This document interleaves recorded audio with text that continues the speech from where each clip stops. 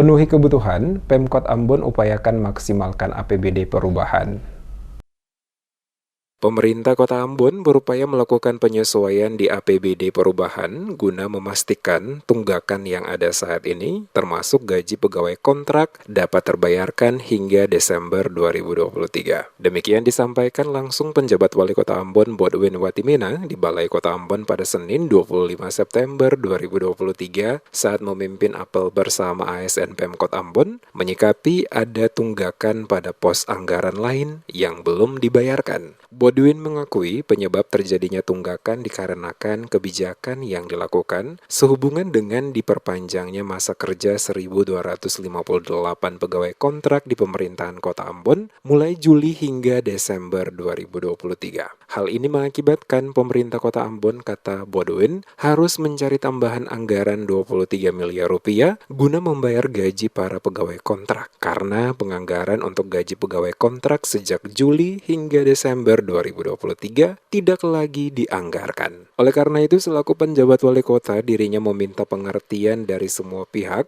untuk lebih objektif menyikapi kekurangan dan tidak semata-mata menyalahkan pimpinan. Ia berharap dalam APBD perubahan nantinya dapat diatur sehingga seluruh kebutuhan bisa terpenuhi, termasuk juga pembayaran tunggakan di beberapa pos anggaran yang hingga kini belum dibayarkan, dikarenakan pengalihan untuk membayar gaji pegawai kontrak.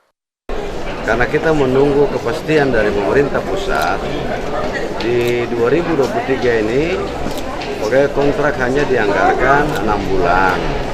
Ya. Tapi setelah pemerintah pusat ya dalam kebijakannya mempersilahkan pemerintah daerah untuk mempertimbangkan sesuai dengan kemampuan kita, maka kita memutuskan untuk memperpanjang ya pegawai kontrak, tidak memberhentikan. Konsekuensi dari memperpanjang adalah mesti kita siapkan anggaran untuk membayar gaji mereka selama 6 bulan ke depan sejak Juli sampai Desember kan.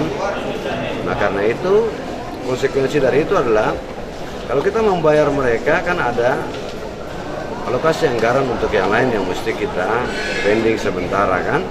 Jadi seperti itu. Nah ini karena kita akan lakukan penyesuaian di perubahan APBD supaya semua bisa berjalan dengan normal seperti itu ya.